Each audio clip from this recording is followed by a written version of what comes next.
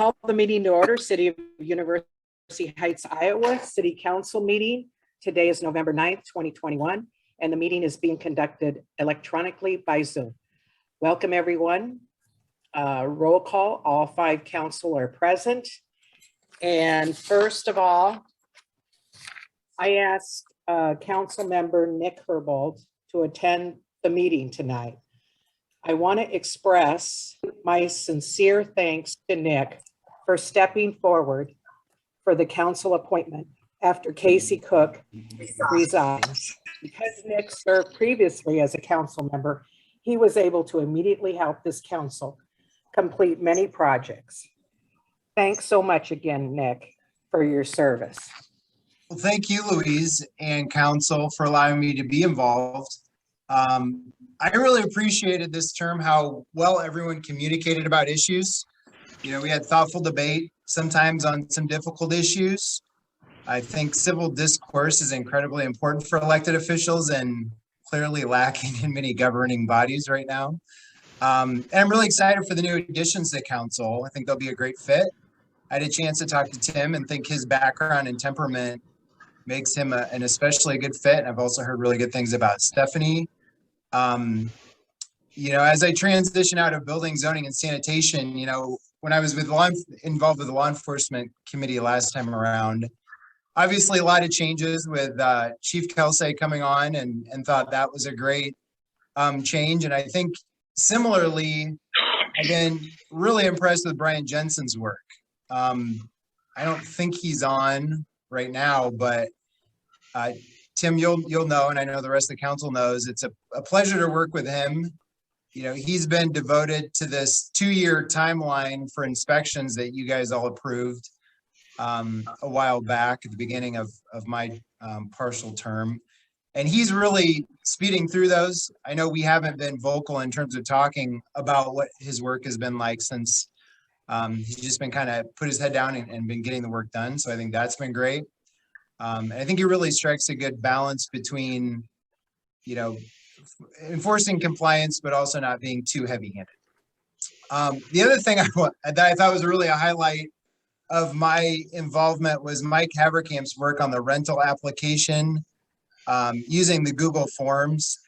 You know, I think one thing that's been persistent is, you know, issues with rentals, and I really think that there's no excuse for tenant or for landlords right now to not submit an application after all Mike's work with Google Forms. So a couple of my highlights, again, thanks for involving me, and I will be hanging out a little bit, but I might duck out. So I'll say thank you. Thanks, and thanks again, Louise, for your kind words. Thank you, Nick. The November 2nd election results were certified by the auditor's office this afternoon, and Steve sent those results around. And Tim Schroeder will officially be a member of the city council, replacing the council appointment of Nick Herbold. Steve, will you please administer Tim the oath of office? I'll be happy to.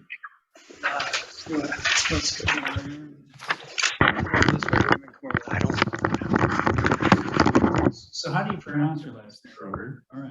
So I've been saying it wrong. Okay. So if you raise your right hand, repeat after me. Trying to get us on camera here. There we go. Ready? I, Tim Schroeder. I, Tim Schroeder, Do solemnly swear. do solemnly swear That I will support the Constitution that I will support the Constitution of the United States of the United States and the Constitution of the State of Iowa, and the Constitution of the State of Iowa, and that I will faithfully and impartially, and that I will faithfully and impartially, to the best of my ability, to the best of my ability, discharge all the duties discharge all the duties of the office of councilperson of the office of councilperson in University Heights, Johnson County, Iowa, in University Heights, Johnson County, Iowa, as now or hereafter required by law. as now or hereafter required by law. Very well. Congratulations. Well, Thank you. Congratulations, Tim. Welcome to the city council. Let's get to work. First business is Approval of minutes from October 12th, 2021. Is there any additions or corrections to that? Hearing none, the minutes will be approved by unanimous consent. And now we have public input. Would anyone like to speak to the public? You have 5 minutes. Mike will be the timer. And who would like to speak first? I think Mike. Juan Pablo Horcad asked if he could speak, and Okay. If you're muted right now, JP, go ahead and unmute. Very good. Yeah, I just unmuted. So I'm Juan Pablo Horcad, 416 Ridgeview Avenue. I noticed in today's agenda that there's going to be consideration of the annual TIF payment for One University Place. And I'd like to bring up the fact that I sent an email to all of council about 4 months ago about this topic and did not receive a reply from anyone. And I'd like council members who receive my email to reply in public right now. And I brought up 2 issues with the TIF payment, and I think these are 2 new sets of facts that were not previously available. One of them is that since the construction of One University Place, we now know what the commercial space is worth. And just as a reminder to council members, the TIF payments for One University Place are solely for the commercial space, not for the rest of the buildings. And turns out that if you look at the sale prices for the commercial space, it's worth about $2.5 million, perhaps $3 million, no more than that. But somehow there was a fantastic $4 million finance gap that was there that the city is paying with interest, $6.7 million. The numbers just don't add up. Now, another reminder is that the calculation of the gap was for the whole space, for the residential and commercial together, not for the commercial. And the only reason it's going to the commercial is because Justin Doyle of Blackbird Investments wrote a letter to council saying that according to his calculations, not the calculations of an independent party, that the whole finance gap was solely for the commercial space. Now, why would he say this? It was the only way they could get out of the legal requirement they have based on Iowa law to send a % of the TIF to low-income housing. That's the letter of the law. It's not something that's nice to do. Those are the rules. If you get TIF and it involves residential, some % of that has to go to low-income housing. It wouldn't even have to be in University Heights. It could be somewhere else.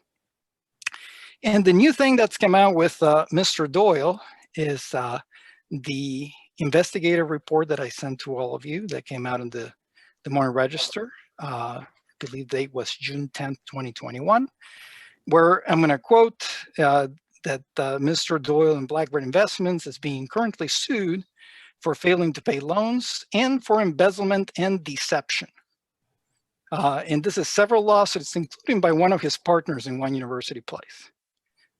So the question is, I want to ask you before you vote today to have an answer for why should we be sending money to based on the word of someone who clearly has a very poor track record of telling the truth.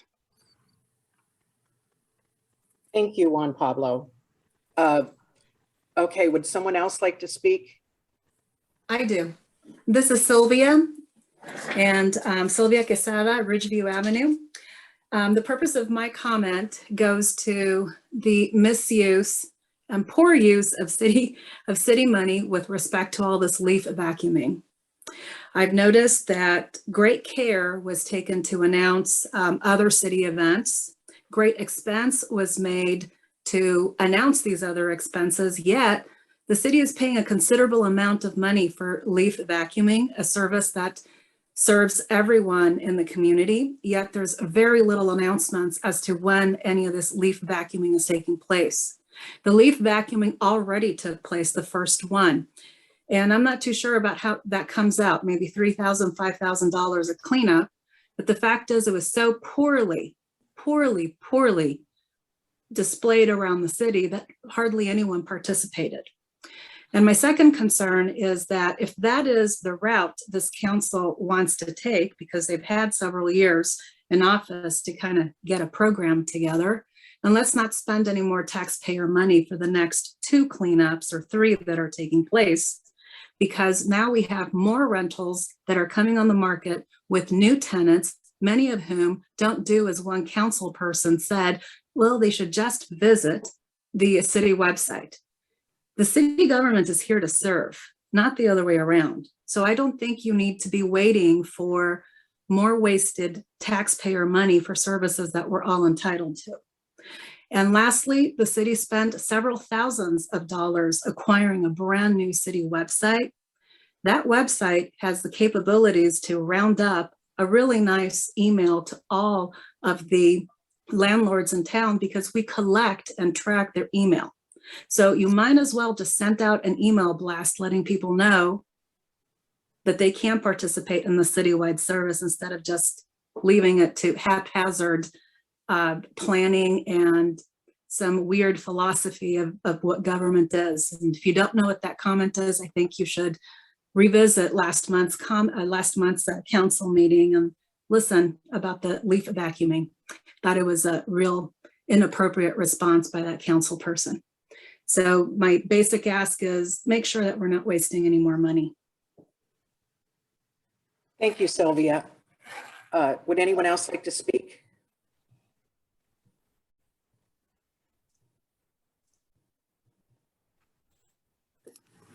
Okay, let's go on to the next agenda item, which is consideration of Resolution 2149 Annual Finance Report for FY21.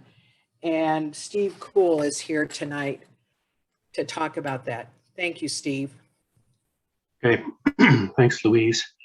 I just want to take a few minutes and generally go over the annual report for the year, ended June 30th, 2021. This annual report is required by state statute. It's due December 1st. This is a summary of the financial activity of the last fiscal year for the city. I'm pretty much just going to go over the first page of the attachment, and that is the summary for the year. Column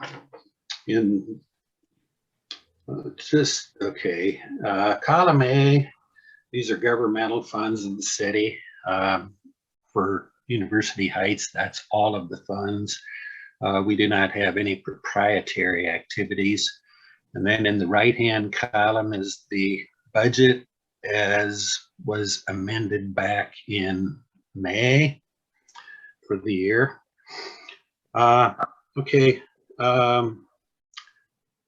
Pretty much to summarize things for the year, we ended up, this is towards the bottom of the main schedule there.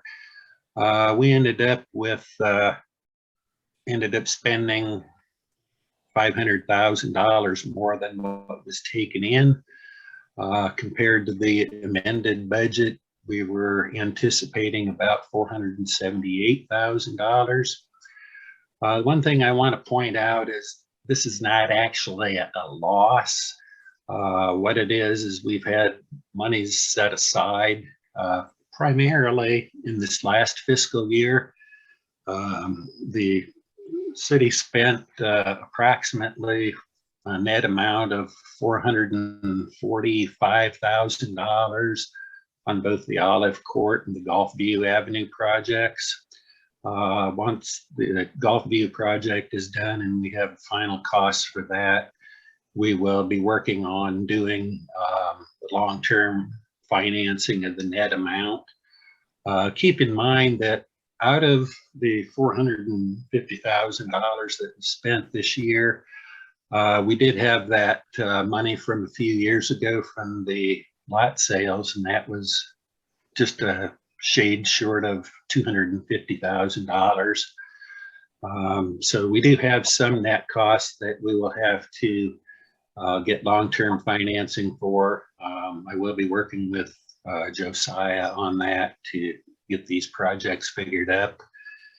And we probably will start this discussion next month and get this funding taken care of. As far as the planning was, out of the amended budget, we were projecting $478,000 more spending than revenue. Out of that, keep in mind that the Swisher bond, this was the last year that we used local option sales tax money that had been collected sometime in the past. That amount was just a shade short of $70,000. And then, like I said, for the capital projects, we have used up that 240-something thousand dollars. And we're looking at, I don't have any final number what we're going to be bonding or getting financing for, but the minimum would be somewhere in the ballpark 250,000 or a little bit more than that, so to cover the city's share. Once we take out the capital projects effect here, we actually broke even or had just a little bit of a surplus. Just as we always do, we have some revenues that come in after the fiscal year. Likewise, at the beginning of this last fiscal year, if you'll recall, property taxes back in 2000, payment was extended until, I believe it was July 15th. So we had actually had some of the fiscal 2020 property taxes that came in this year. But otherwise, once we account for the timing differences and we had some reimbursements that came in after June 30th, the regular operations of the city generally were at break even or maybe just a small surplus. So as far as the annual report, I've contacted the Press Citizen and it will be published next Wednesday, November 17th. Tomorrow I will get that file completed and sent to the PC for publication. And then once I get the publication proof for that, then I will upload the report to the state of Iowa, and that will be done prior to the December 1st deadline. I don't think I really had anything else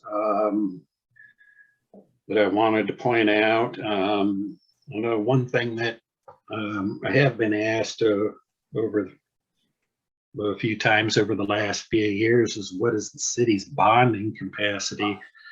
That's also on page 1. City actually has a general obligation debt limit of a little bit over $18.6 million. At June 30th, we actually had $1,350,000 outstanding. So we haven't even used up 10% of our bonding capacity, which is considerably lower than several communities. So I believe that was all I had that I wanted to discuss on this. Any questions for Steve?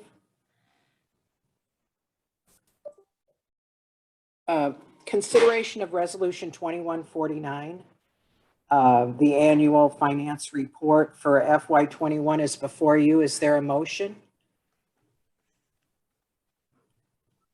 A motion. Motion by Bobby. Is there a second? I'll second it. Second by Doug. Discussion. Roll call vote. Moore? Moore? I'm sorry, I can't get unmuted there. That's okay. O'Sullivan? Aye. Schroeder? Aye. Scott? Aye. Swales? Aye. Motion carries 5-0. Thank you. Thank you very much, Steve, and we'll get those things signed and ready for publication in the next couple days. Thank you. Okay, thank you very much. We have a discussion of Courtyard by Marriott Hotel construction terms. And Steve Ballard prepared a lot of this in his report. And I believe that I saw Jim and Greg both here tonight. Is that right? Yep. Oh, I see Jim. Okay, very good. Greg should be here too. Okay. So Steve pointed out in his report some of the things that were left. Steve, could you go through some of those things and talk through them? You bet, again. Oh. Thanks. I think I would learn from Lisa, but I didn't. Yeah, so we're down to a few things. The council has talked about some of these in recent meetings, but they're listed in my report on page 4. And those items are the landscaping, lighting, the LEED certification, solar energy arrays, pavilion, entrance gate security, and fencing. And as I said in my report, some of those were all but done, or maybe even done. I think the council expressed its satisfaction with the LEED certification, the LEED scorecard that was presented. There were several things that the developer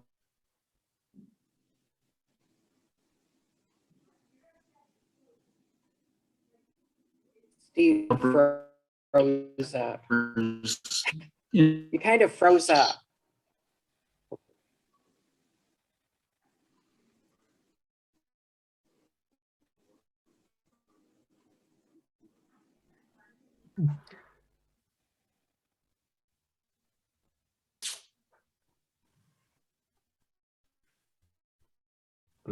indicated they would be working. Mike, are you hearing him? Working on He's shortly coming after in and out. I'm going in between the two rooms right now and working and helping some other stuff. So Well, Steve's we back. didn't exactly hear that. I mean, No, I let's told just start with Steve that we something. missed quite a bit of that. Yeah. So Sorry maybe about that. Maybe you just want to ask a question of one of those things to them so that you're not talking so much. I don't know. Sure. Are you? Yeah, no, thank you. I would just say that I covered everything I wanted to say in my report. If anyone has questions, otherwise, I think that the developers were going to bring some information back to the council this month, and it's probably a good time to hear from them, would be my suggestion, Mayor. Thank you. Craig or Jim, would you like to speak on some of those? Like he mentioned, solar, fencing, lighting, lockbox.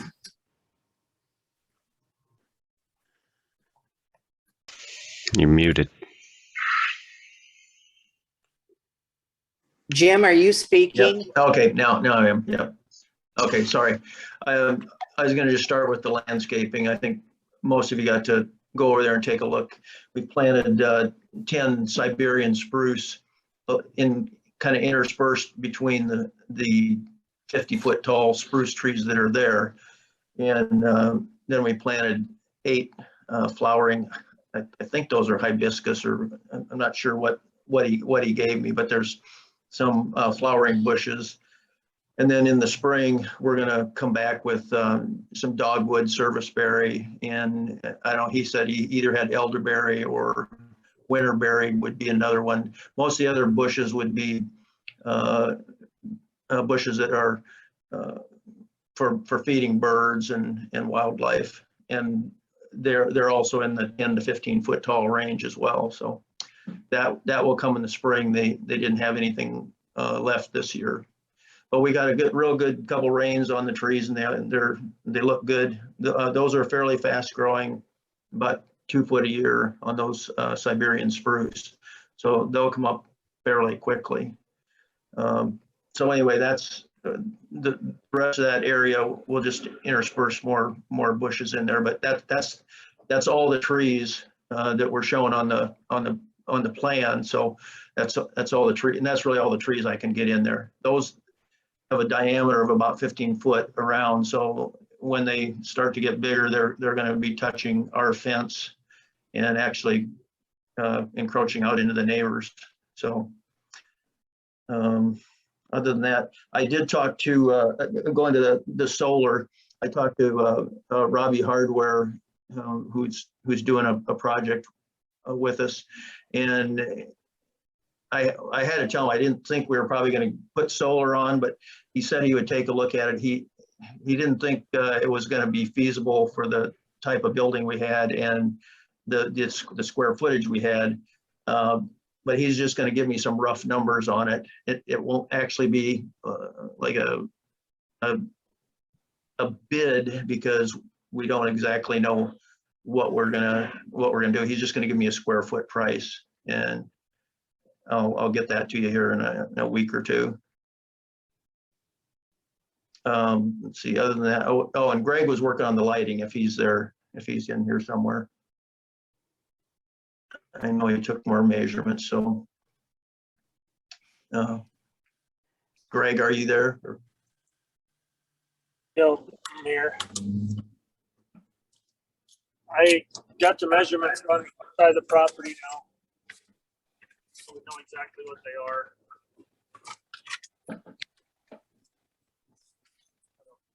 Just so we have a default.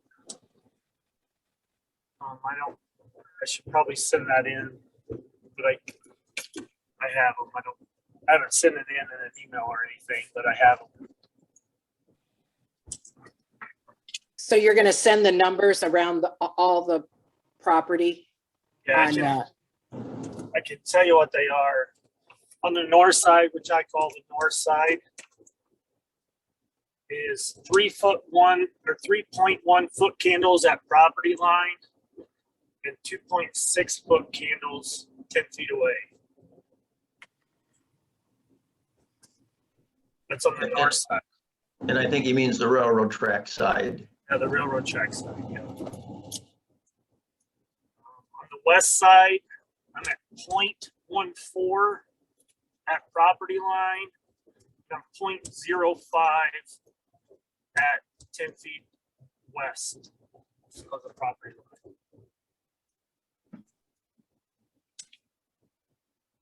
And on the south side, which is the apartment building side, I'm at 5.1 at property line and 3.3 10 feet away south.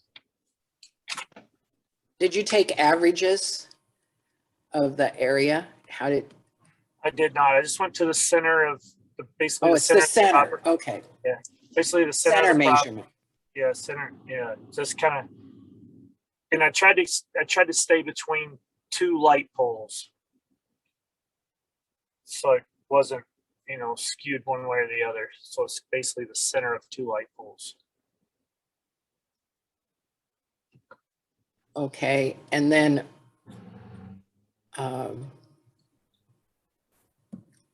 let's see. And then what about the lockbox? Lockbox is done, 100%. It's on.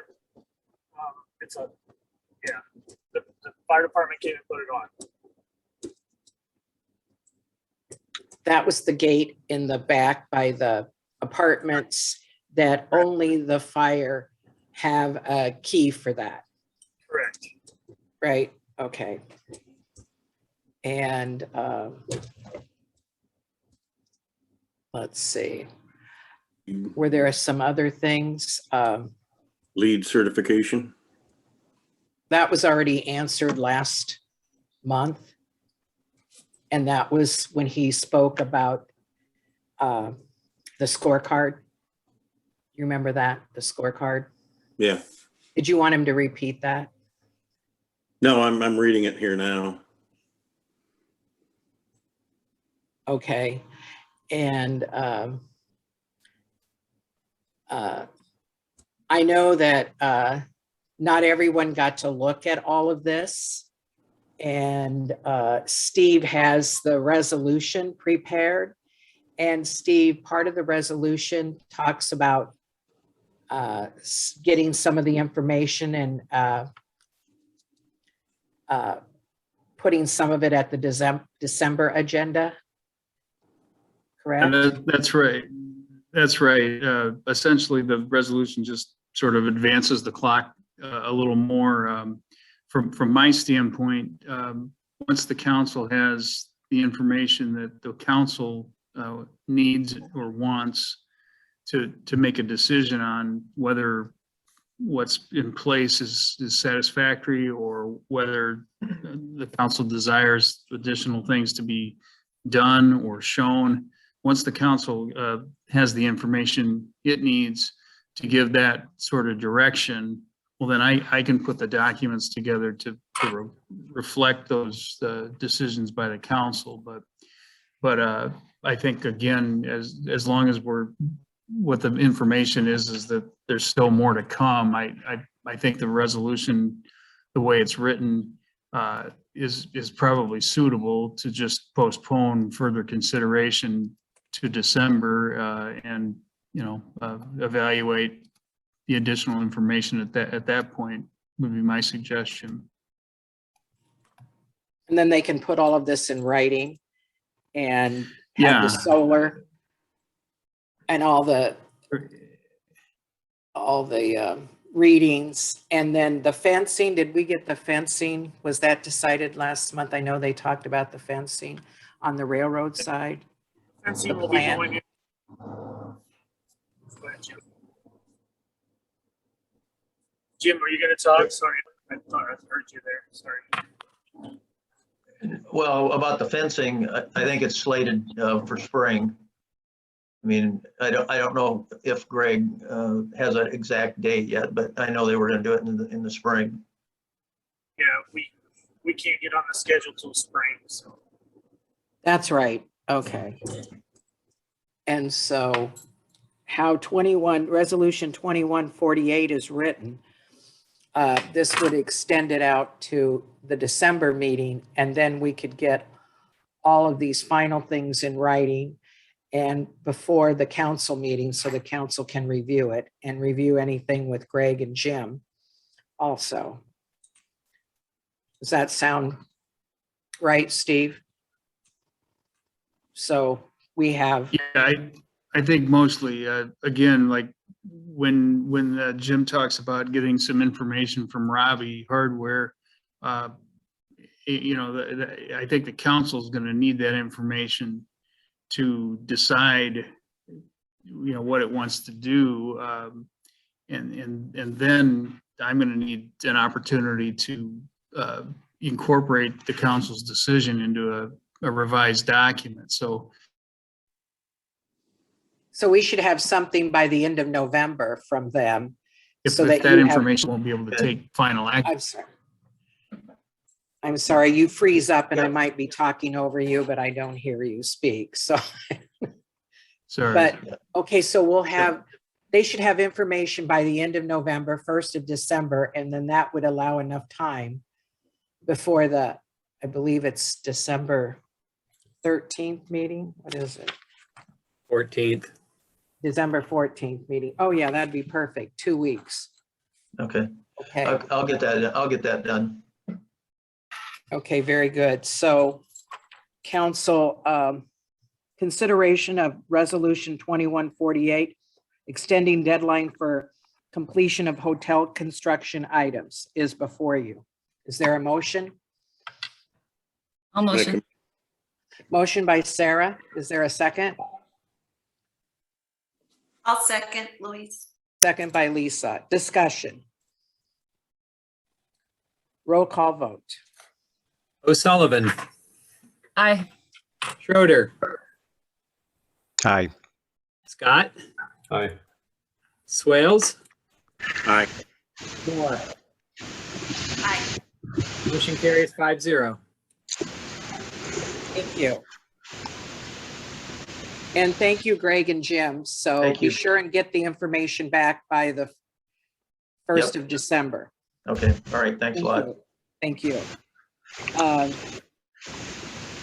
Let's see, Steve is the legal report, and I don't think all the items are in various parts of the agenda. You don't have anything else, right, Steve?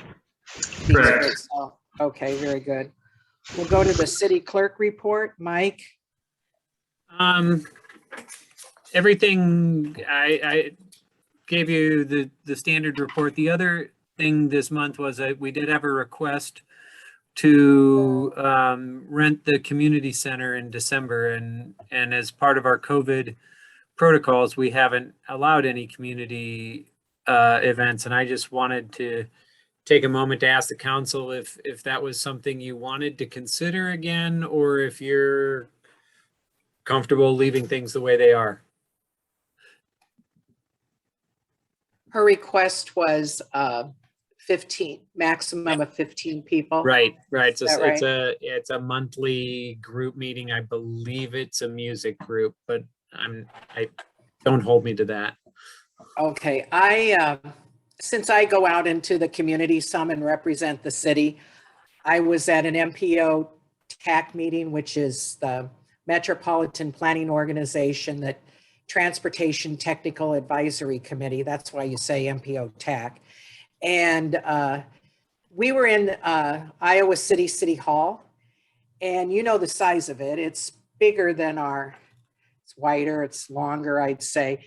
We had 20 people in there, and we were all 5 to 6 feet apart, took the whole space, and the council seats, you know how the council's staircased up, and they were not next to each other, like all around the room. And I counted everybody, and between the staff and the representatives, and there was 20. And that worked out pretty nicely. The city council doesn't meet there. The Iowa City Council doesn't meet there. They meet in the senior center because they don't feel like they have enough space at the council chambers. So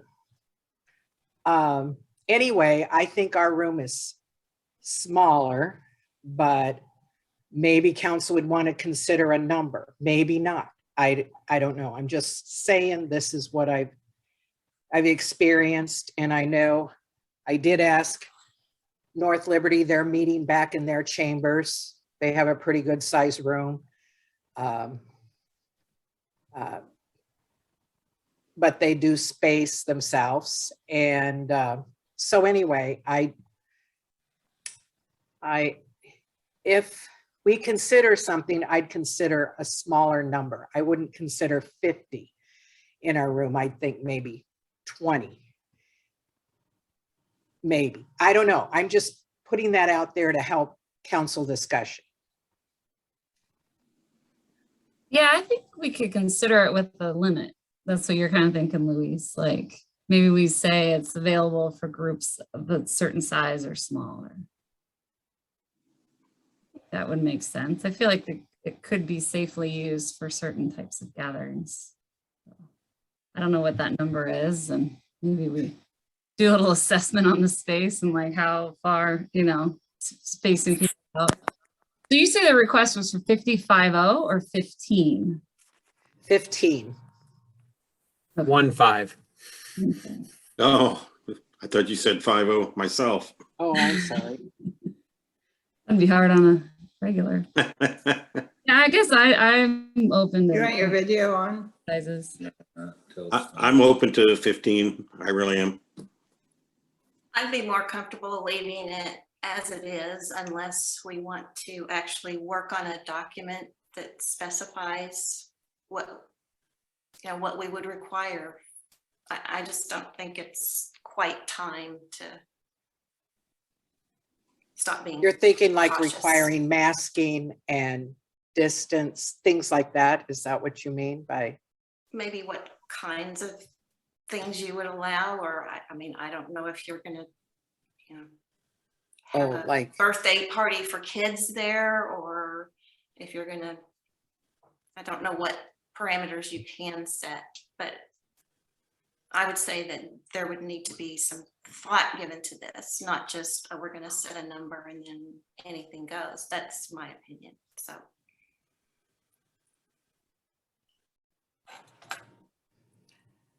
Or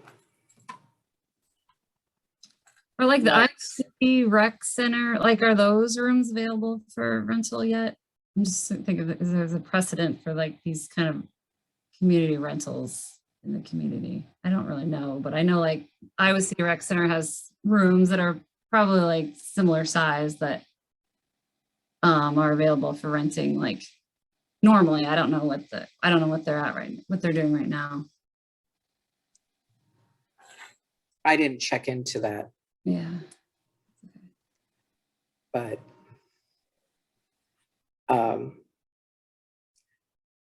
so I hear,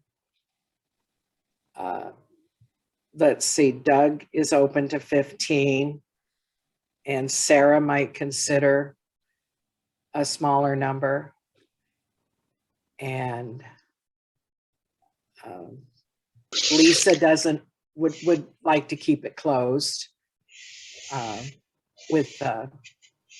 so Bobby, do you have an opinion about it? I mean, your office is kind of close by and you know that area. Yeah. I guess I don't. I mean, I feel like at this point in the pandemic, if you will,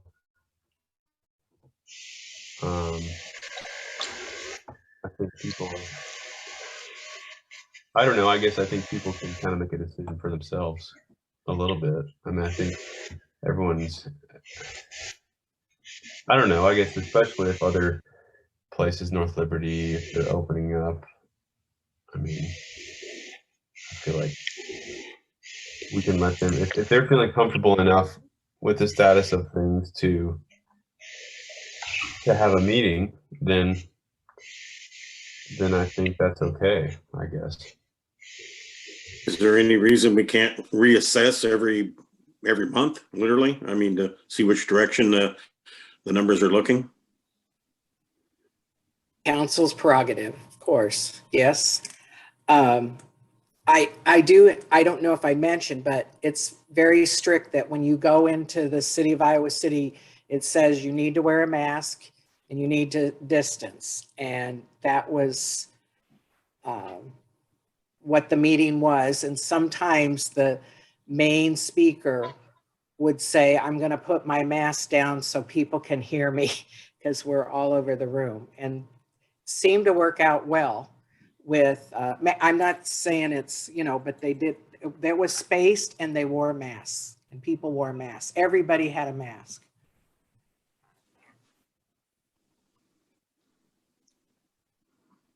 I'm just, you know, but yeah, we can reassess it periodically. I don't have a strong feeling either, but I did see a headline and I was just looking at some data. The numbers are on the rise, so maybe it's not the time to do it.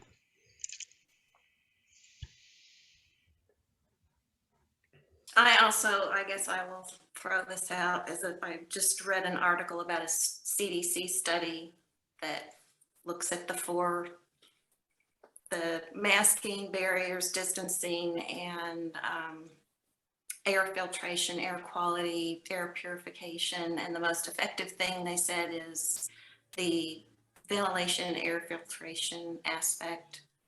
I mean, they weren't making a definitive statement about much, but I just would throw that out. So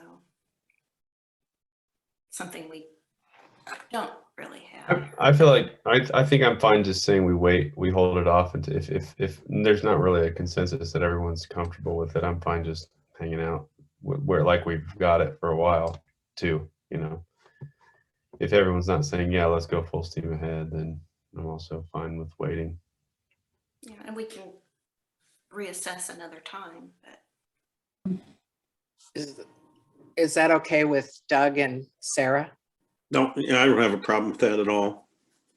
Yeah, Okay, same. Yep, that's fine. thank you. Mhm. Okay, so we're Thank not you. opening up yet. Great, thank you. I hadn't had many requests, so I'm wanted to bring that to you to consider. I will tell you, I did get a second request then from somebody, and I didn't recognize their name when they left a voice message, so I called them back and they said, "You have a funny area code. Where are you calling from?" And I said, "University Heights, Iowa." And she said, "Oh, I thought you were Ohio." So she lived in University of Ohio. And I said, "Well, even if we are open, even if we do it," I said, "the council is going to be considering it. Even if we do open up, I can't give you the resident rate." So, you know. Usually it's Idaho. Great story. Now you were going to talk about the audit, Mike. Oh, that's right. The we are scheduled. I forgot to throw that into my report. We have an annual audit done by Kronlage and Olson that is a state requirement that will cover the FY21, which ended June 30th of 21. That will be in December. We have scheduled that for December 16th. So Lori and I will do that with John Olson. We did it via Zoom last year. Chris Anderson will probably join us for parts of that too, since that also covers some of the time when she was around and we were doing the handoff on the clerk. So we'll have something probably for the January meeting. I thought you That will said be it was the- December 8th. We looked at the 8th first, and then we ended up moving it to Oh. the 16th. Okay, So- I didn't get that memo, sorry. Yeah, no, that was a later Okay, very good. change. Okay, because we meet on the 14th Right, and then this will be on the 16th. right. And it's just that we have to audit the previous fiscal year. And it has to happen we usually do it in December. That's just a good time. So, And you were there last year too, so that Yeah. was good. yeah. Yeah, it was actually, that doing was it via good. Zoom is actually a lot easier for them because normally they're traveling down from northern Iowa. So, Very good. Are there any questions for Mike? Okay, we'll go on to city treasurer report. Now Lori sent the warrants, but did she send a new list? She had a lot of zeros on the payroll when I looked at it. Ah, there it is. Perfect, Lori. Okay, so she sent it earlier, and then this is so people can have a moment to look at the numbers as we go down this list. And just let me know when you're ready to scroll down. I'm ready. I really needed to see the upper numbers. Okay, that's where it ends on the 9th.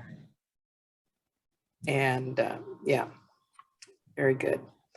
Are there any additions or corrections to the warrants? Are there any objections to paying the warrants? Hearing none, the warrants will be paid by unanimous consent. Then we'll go to the chief report and committee report. Troy, you sent your report around. Would you like to speak about some of the things?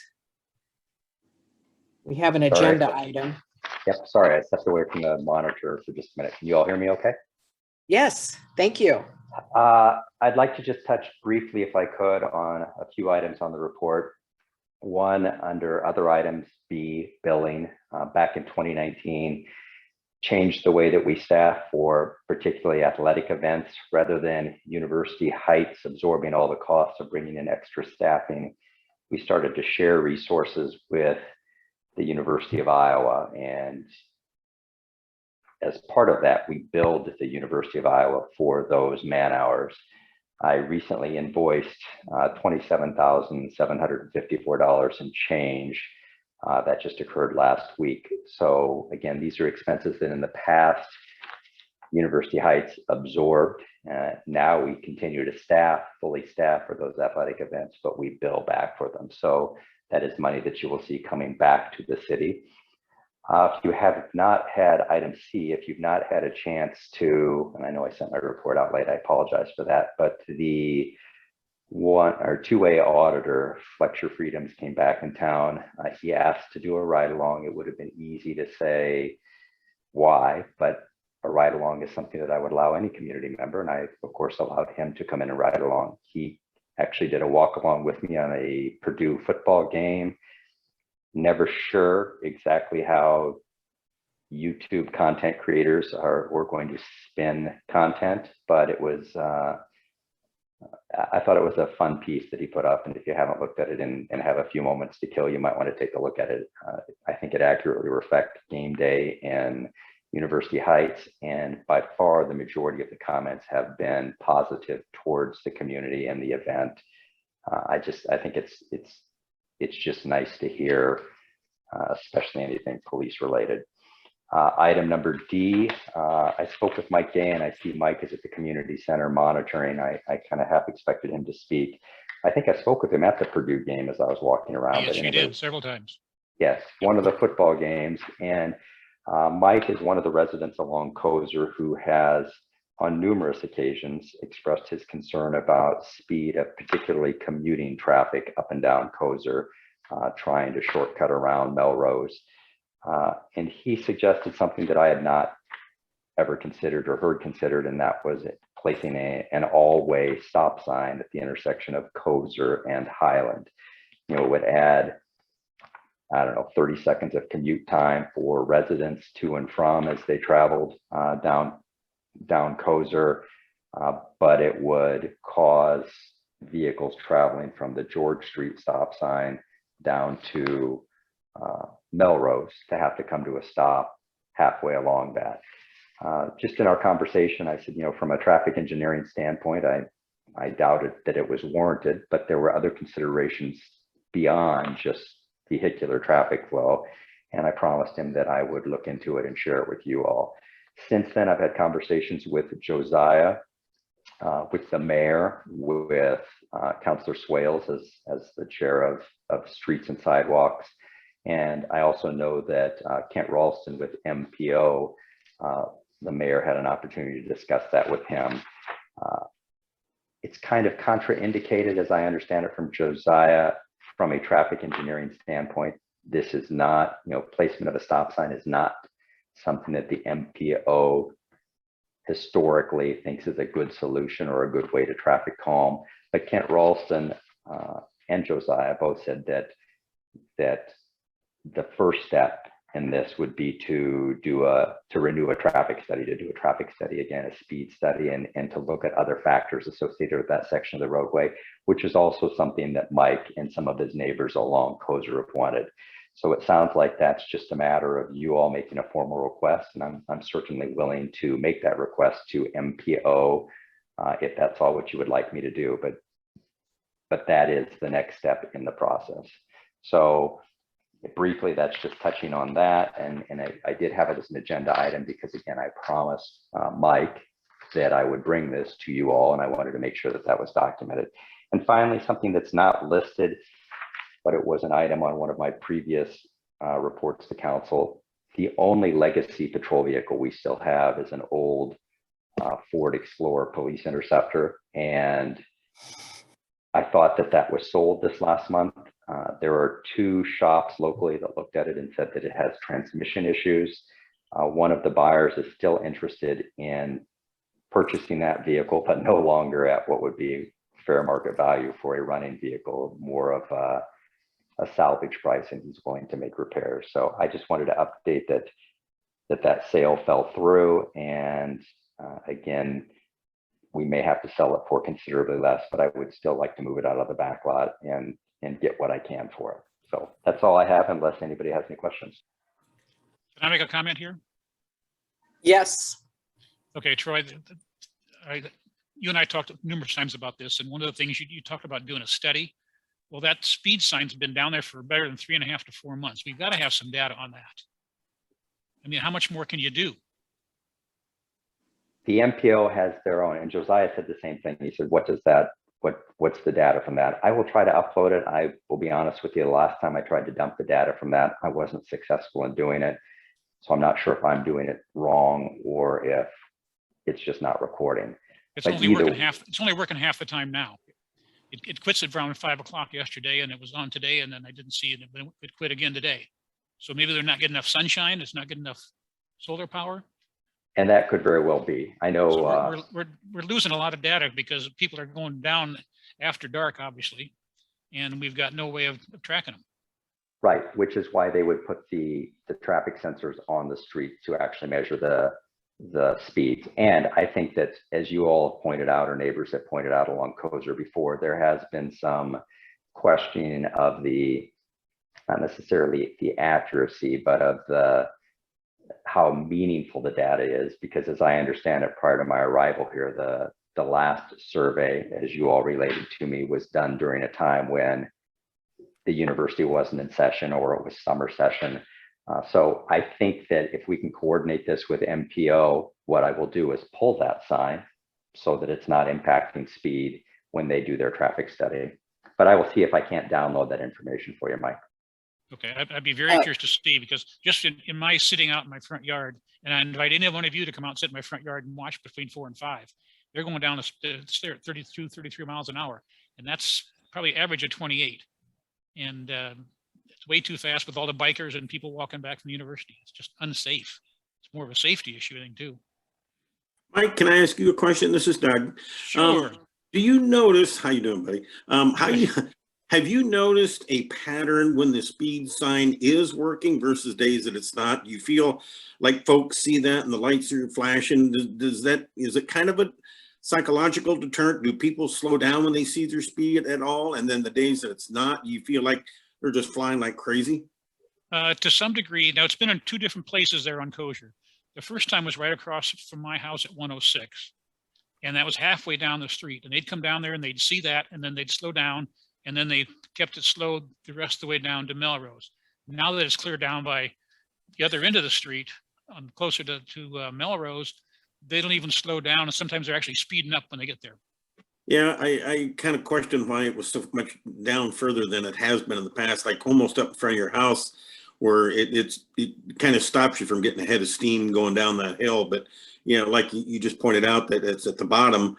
I mean, they're just reading their speed as they're going by it now. At that point, the crime has already been committed, you know, the lack of a better term, but the speeding offense has already taken place. And I was wondering, maybe as a plan B or plan C, maybe with a permanent, you know, like we have up there in front of the iClub, a permanent post mounted light with the, you know, LEDs that flash or strobe or something. And I mean, maybe is there a study that reflects that as well, Troy, that communities that have posted speed indicators with flashing lights versus a stop sign? I mean, I want to look at everything, you know, and I don't know what it's going to take, but I agree that the trailer is definitely it, because that's how I go to work and back every night. And I can tell you firsthand that there's sometimes you see people that when that lights up and it shows they're speeding, they jam on the brakes, and there's some that don't even, they just keep right on going. So, you know, everybody's a little different, but it does seem to have some degree of help. But over the long term, people are probably going to get accustomed to it and just laugh at it and go around by it, you know. So speaking to the trailer, Doug, from my perspective, it's best served as a tool to educate, but not all the residents along Kozer feel the same way about where it should be placed. For example, I agree with Mike that when it was in kind of mid-block, if you will, or midway between George and Melrose, people started to accelerate, saw it flashing, and maybe slowed down and coasted the rest of the way. There were some residents that while they appreciated the slowing, they also wanted to try to capture data and wanted that, I don't know, for lack of a better word, that kind of gotcha moment where it's not accurately reflecting, in their opinion, speeds of motorists if it's slowing the motorist, as opposed to capturing what their maximum speed is, which again, MPO would be able to do a better survey. Mike and other residents along the street have talked about, various residents have talked about putting in a speed radar sign similar to what is on our west entrance to town. In my experience dealing with MPO, and Josiah and I had a conversation about this again today. I can speak to Iowa City process, where again, first MPO gathers data, they do a study, they gather data, they look at percentiles, vehicle speeding, both the percentile of vehicle speeding, maximum speeds, then they propose potential solutions or remedies to it. The neighborhood is involved in it, and then there's a decision, well, if it's even warranted, and then there's a decision made about how to proceed. And lighted signs are one of those things that in my past experience, they do have an impact, especially in the first few weeks that they're there, and then their impact tends to taper off. And they also generate complaints from residents. If this was the middle of the summer and people were their commute at 5:30 in the evening, it was sunny, that's completely different than now when their commute is, I mean, like Mike pointed out already, I mean, it's dark by the time the evening commute is going on, and some residents just don't like those flashing lights. So I think that there is merit to doing the study, and it does need to go to the community or go to the neighborhood, because there's going to be both intended consequences and unintended consequences, and you need to find that balance. Stop signs, as Mike suggested, are a minimal investment. I don't know how long of impact they would have, but they're a minimal investment and they're easy to reverse if necessary. When I spoke with Josiah, that's just not good traffic engineering, a good traffic engineering approach. I'm not a traffic engineer. I'm not an engineer at all, and Josiah or Kent Ralston might be able to better weigh in. But I've been here for 2 years now, and this is an ongoing issue with the residents along Kozer, and not just this section, but also the 200 block between George and Sunset. Now, again, in my traveling, I ride my motorcycle by Mike's house every day. I can tell you firsthand, and I cannot tell you, every day I see no less than 1 or 2 people, even at the corner of George and Kozer, they blow through that stop sign. I mean, a lot of them, 90% of the time, they're rolling stops. I mean, some of them are blatant, some of them are, I get it, a couple mile an hour, but I have seen some that blow through that stop sign literally 5-10 mile an hour. And I'm thinking, well, I mean, if you can't enforce a stop sign, I'm not mean you, but I'm just mean as a driver, if you don't obey a stop sign, what makes you think you're going to obey a slow the heck down or another stop sign? I don't know. Maybe the inconvenience of stopping twice in a row will be enough of a deterrent. The next phase, I guess, if you really want to roll your sleeves up, is maybe we should invest in a handheld radar and maybe police that a little heavier. But I know we all kind of reluctantly don't want to go back to that reputation of, God, you can't even drive through University Heights, and they're going to, nobody wants to go back down that way again. But at some point, we have to make that a deterrent. And like I say, right now they're blowing through stop signs. Would they blow through 2 in a row back to back? I don't know. But there's been a lot of mornings I look up and I have a bicycle going through there. My God, 25, 35 mile an hour. They're lucky I see them, because if I pulled out, I'd probably put one down pretty bad. Well, after you and I communicated, I don't remember if it was last week or the week before, Doug, I did direct my officers to pay more attention and actually do some directed patrol of the stop sign. And while I can't promise that everybody's come to a complete stop, none of them have noticed the behavior that you just reported. I have no doubt that it occurs, but it's just, as Mike and I have talked about, there's police presence is very obvious when it's there, and it does modify the behavior. And as far as the stop sign, if it was placed at Highland and it slowed traffic, again, by code and ideally we would want people to come to a stop, but even if they did the California roll through Highland, I would hope that it'd be easier to enforce, but it would also effectively slow them down there. So there's pros and cons, but from a traffic engineering standpoint, and when Josiah and I talked through MPO process and the calming methods the traffic calming methods that they like to employ here, this is not one that they like to use. Matter of fact, they discourage its use. That doesn't mean that we can't explore it and we can't do the study and we can't see what there is to do, but it just, from my non-engineering standpoint, it's a whole lot easier than engineering a chicane or a speed bump or a roundabout. And I don't know, I mean, Well, you did say we had an extra police car. Mike, how do you feel about a new lawn ornament? Sounds good to me. Put it out in the yard. But give me a handheld radar gun. I'll get those guys. Sergeant Tucker has been wanting to take our handheld out there and do some enforcement, so he and I will have to do that. I've been told you don't have a handheld. I didn't think we did either. I've been told you don't have one. And that might be, you might be right. We were talking about, in his words, doing pitch and catch, but that would involve setting a patrol car, which is very obvious along that street. You're correct. Since you only front to back on the patrol cars, you can't do a front to perpendicular. back. You need a handheld radar gun. That's my understanding as well. I could see about doing, I'm making a request of Iowa City to see if we can't do some joint enforcement there with one of their officers running a handheld and us writing ordinance violations. Anyway, there's some things for me to explore there beyond the traffic, beyond the stop signs.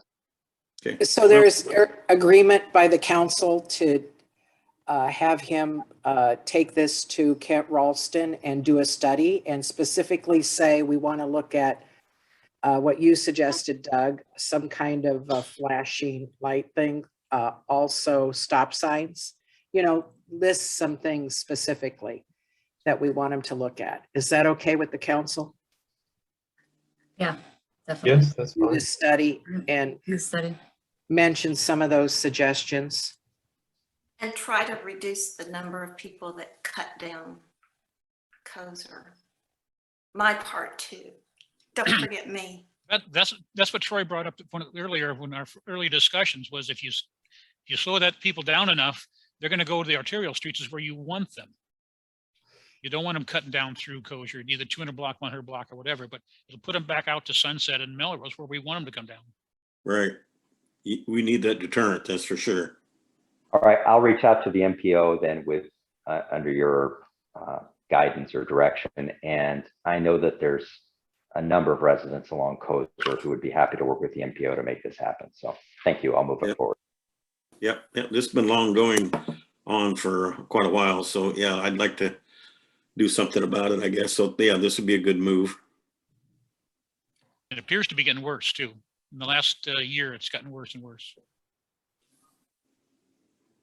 Okay, we'll go on to, was there anything else with the police committee? Sarah, did you have anything? No, nothing additional, thanks. Okay. And so we'll go to the engineer report, and that's Doug and Josiah. And Josiah, why don't you start your report?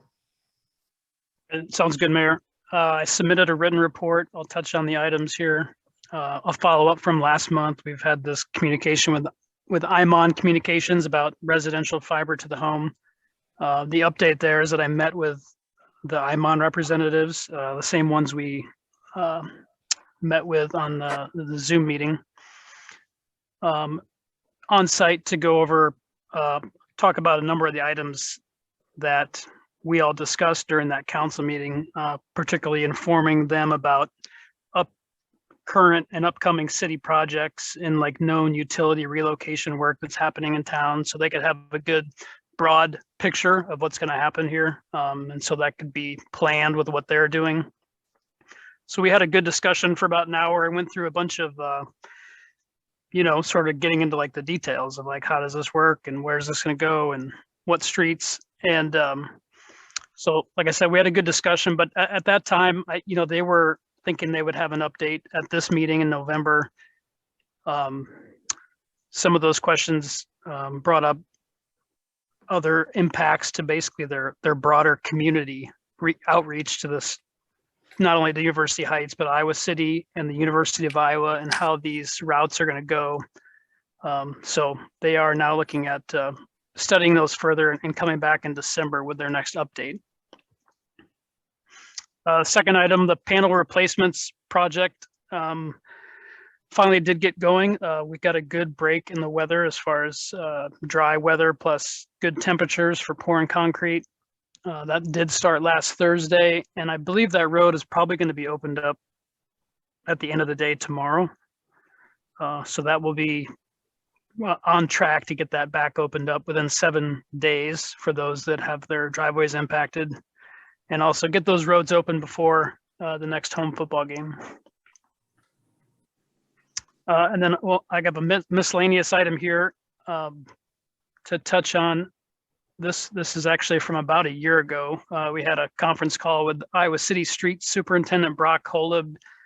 I think at that point he was just sort of maybe coming into that job newly after about a year or so, and he was trying to get a handle on all their work with various other cities that they're tied to, and then just sort of feeling out how everything's been done historically. So we had that meeting, talked about things like, snow removal, pavement repair, traffic signal maintenance, all those sort of shared items that we've all kind of run into each other since we have so many common boundaries with Iowa City.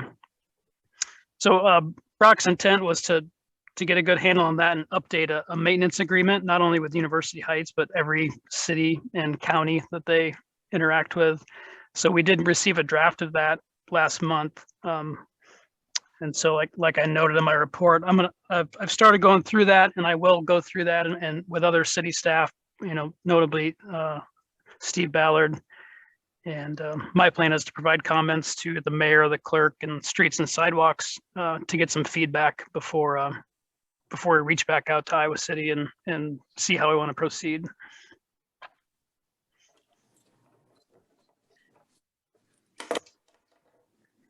One thing I thought you could speak of just a little bit for Tim's sake too is we met with Brock when he first came on, and they do some snow removal and ours down Melrose. And then we did some trading on, we do some of their, small side streets. And we've already been working together with them, and it's been working quite well, don't you think, Josiah? Because they were, dropping their blades, then picking them up and driving through University Heights and then dropping them again.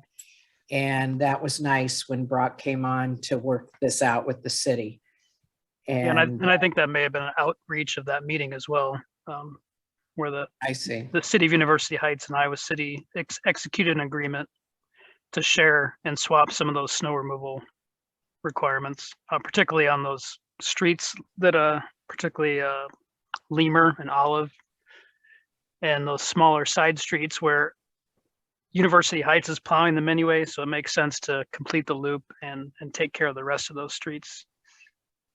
Yes, okay. Any questions for Josiah? Did you have anything else? And you'll send some of the I don't even know how to say that exactly. Anything that they might send, you're going to send to the council during the month, right? Correct. Yes. As you usually do. Okay. Doug, did you have something to add? Have we made contact with Mark Phelps yet for the upcoming snow removal season again? And then also when we have our last home football game, I imagine we're going to start putting out the sand barrels again, hopefully before the ground freezes. Yes. As we discussed a couple of weeks ago, he likes to wait till after the home football to put the sand barrels out. Otherwise, they're just a trash collector. for home football. And then I have one more thing. Last winter, we had some folks up here on Sunset that had, again, the ground wasn't frozen, unfortunately, before we had that snow. And we had some private contractors that came in to do individual, I should say, snow removal on their sidewalks along Sunset. And they did a lot of damage, driving in the soft yard, and they tore up the grass, and then, dropping their blade hard on our brand shiny new concrete. I'd like to make sure that we have some kind of policy in place there as far as what residential owners can do and cannot do, as far as, we can't have a bulldozer back there on our sidewalk, but what do we allow and what do we not allow? Chief, weren't you the one who talked to the specific company? The private companies just kind of made a decision. And isn't that right, Troy? Didn't you talk to them? Yeah, I think he did. I don't know. Well, he must be off. I think he stepped, yeah. Okay. But and they were pretty receptive to it, but I thought they were very receptive. And then but we need to All watch right. for that. I couldn't unmute there. Sorry about that. Yes, I did speak with them and I thought they were receptive. We'll see whether they follow through and what their turnover is in drivers, but I felt that they heard what I had to say and that they were going to comply.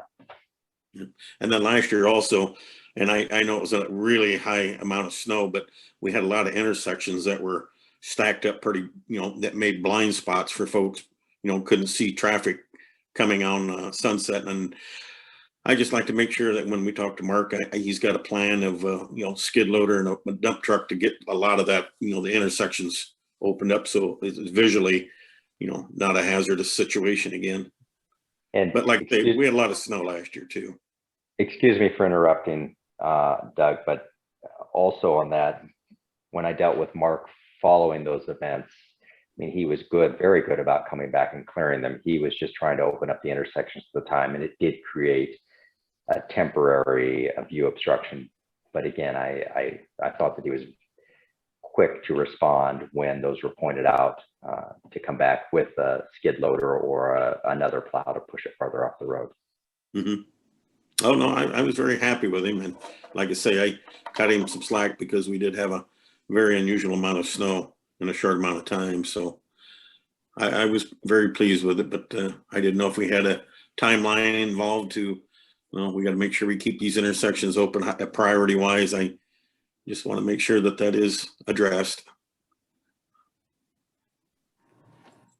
Okay. Anything else? Any questions for Doug or Josiah? Okay, we'll go on to finance and Steve Ballard. Oh, somebody had something? No? Okay. Steve Ballard had written this up in his, and it says Steve Cool, and it's really Steve Ballard, the consideration of resolution 2143 authorizing internal advance of funds for urban renewal projects, followed by 2144, 2145, and 2146. Steve put all of the details in his report, and he updated 2146 a few hours ago because he had some of the dates, the fiscal year dates designations were incorrect, and that's 2146. So do you have any questions with Steve on any of these? We can go first to 2143, authorizing internal advance of funds for urban renewal projects. First, we'll get a motion. Is there a motion? Sorry, yeah. So moved. Motion by Bobby, and then I heard Lisa, so second by Lisa. Is that okay? Yes. Discussion. Okay, roll call vote.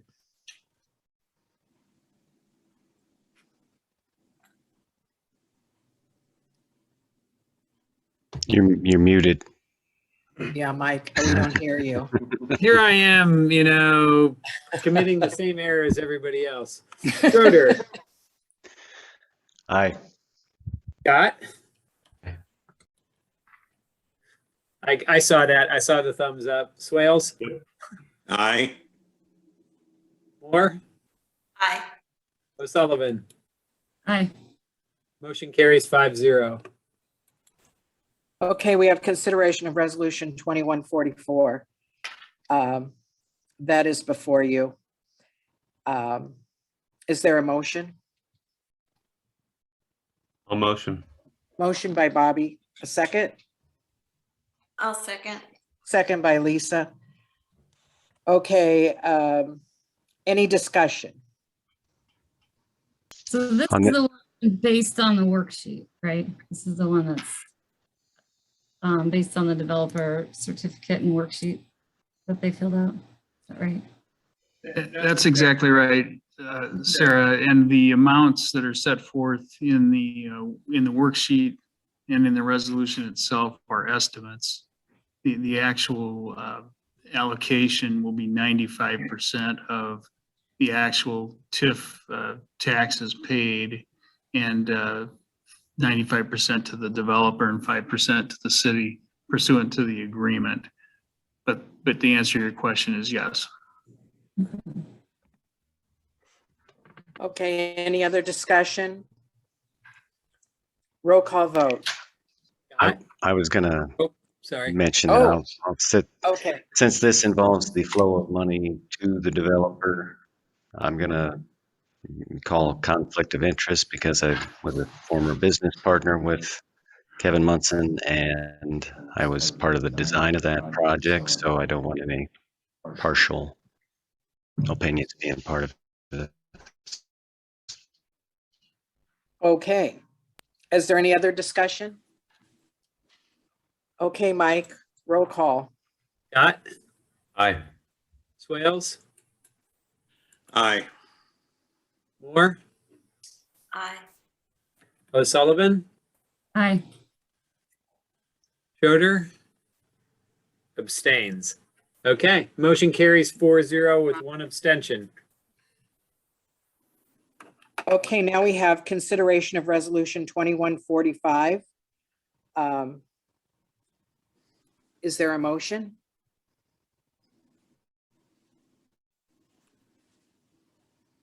I'll make the motion. A motion by Lisa. Is there a second? I'll second. Second by Bobby, I believe. Yes. Yes. Thank you. Discussion.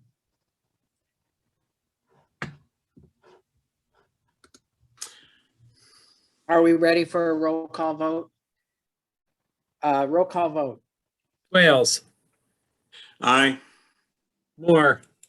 Aye. O'Sullivan? Aye. Schroeder? Aye. Scott? Aye.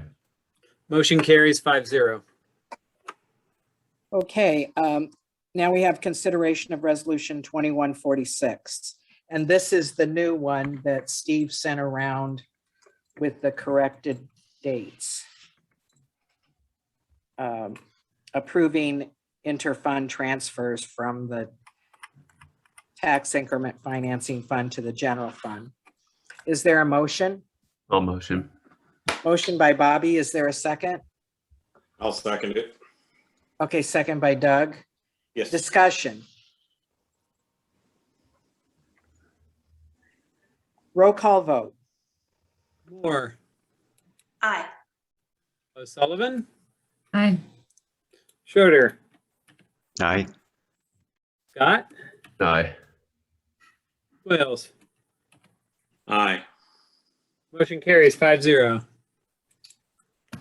Thank you. Bobby, do you have anything you want to add to the finance report?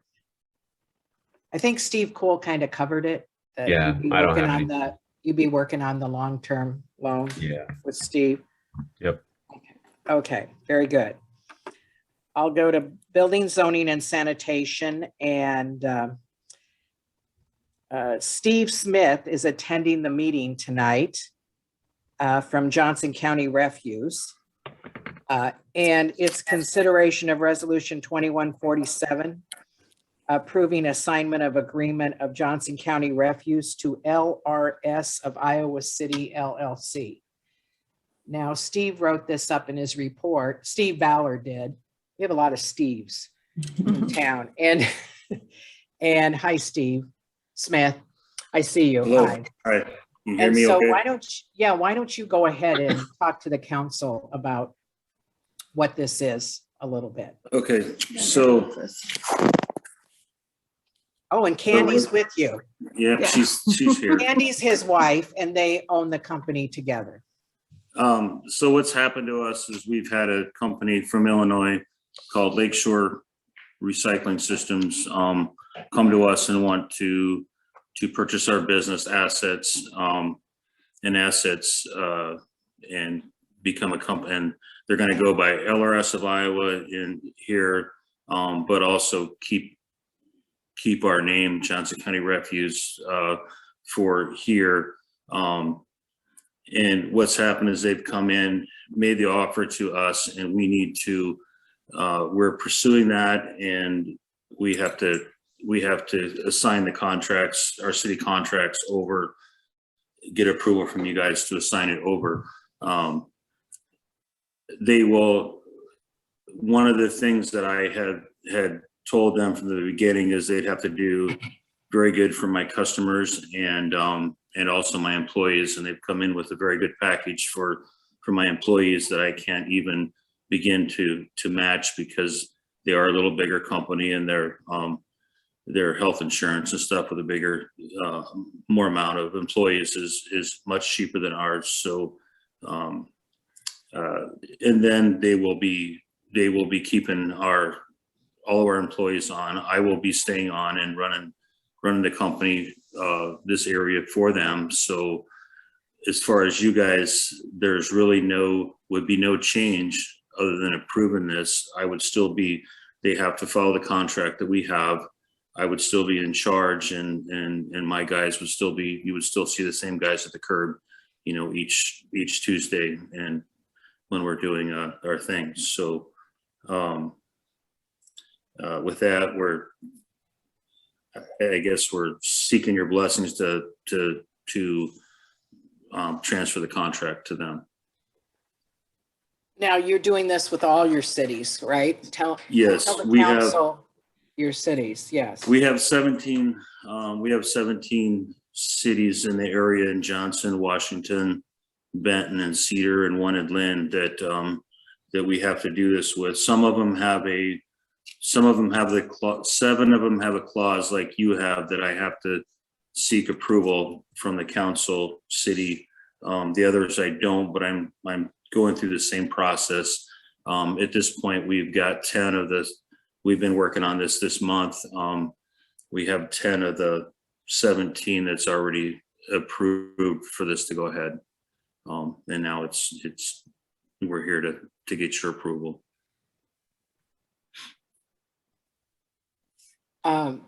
So you're going to still run the company. You just won't be the owner. I just won't be the owner. I will still be running the day-to-day. If you guys, if there's a problem at all, I would still be the one taking care of it. The day-to-day stuff, I would still be managing just like I have in the past. I just wouldn't actually own the company anymore. Steve Ballard, would you like to say a few things about what you see as the city needing to move forward with this? From a legal span? Okay, I don't hear Steve. Sure. The first thing sorry, is that any better? Oh. We can hear you, Steve. We just can't see you. Yeah, that's okay. I shut my face off for obvious reasons. Plus, I thought maybe it was taking up bandwidth. But I every time I think about Johnson County Refuse and collection in University Heights, I do want to say, as somebody who's been around for many years, the day the council hired Steve Smith and Johnson County Refuse to handle refuse collection, recycling, yard waste. That's the last day I think I ever got a call from a citizen about those issues. And I used to get plenty of them. So I would share that. Yeah, the contract is just exactly the way Steve Smith described it. It does provide that for Steve and his company to assign their obligations and responsibilities under the contract. The council has to approve that. And so that's what 2147 does is approves this assignment by Johnson County Refuse Inc. to Lakeshore of Iowa LLC, I think it is. So that's all I had to say. If somebody has questions, I'd be happy to answer them. Well, I want to add that 1994, I was first on city council in 1994. And and I was building, zoning, and sanitation. That was my assignment. And we were looking at these companies. And I got to say, I recommended Steve Smith. I rode with back in that day, I rode with every company. And Steve talks about me riding with him. I think he was taken aback a little bit when I was riding around with him in the truck. I just wanted to see what he did, how it worked, and how he was with his customers, etc. But anyway, we have good stories about that too, don't we, Steve? Yeah. Yes, we do. And Louise, you're the only one that ever, of all the cities we've done and customers that has ever come out and rode with us like you did that day. So yeah, it was fun. That's awesome. I took my job very seriously here. And I was, a lot younger too. Mm-hmm. So, I. but anyway, yeah. So any questions for Steve Smith?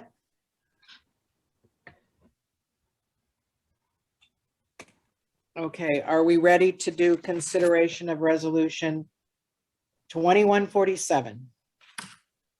Okay, is there a motion? I'll motion. Motion by Bobby, is there a second? I'll second. Second by Tim. Thanks, Lisa. We'll use Tim. Any further discussion? Well, just great job, creating a successful business, and congrats on the sale. And Thank you. We're not going anywhere. I'll still be here, just under a little different, little different issues. So thank you. Okay, roll call vote. Sullivan. Aye. Schroeder. Aye. Scott. aye. Swales. Aye. Moore. Aye. Motion carries 5-0. Thank you. Thank you, Steve and Candy. Yep, thanks. Thank Appreciate you. it. Okay. Hi, Candy. Hello. Okay. We'll go on to e-government. And Lisa, you circulated your full color report. Any questions for Lisa?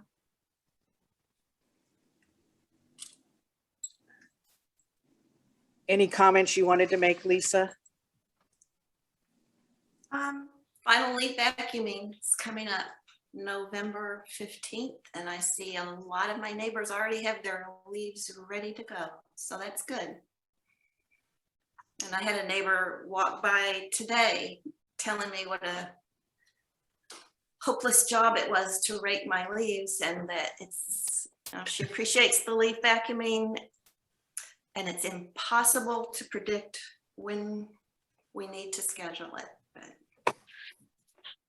I thought that was nice that she appreciates the vacuum. Any questions for Lisa? Are there any announcements? Anyone want to make an announcement? Okay, is there any objection to adjournment? Hearing none, the meeting's adjourned by unanimous consent. Thanks, everyone. Have a great evening and go Hawks. Thank you. Thanks. Thank you.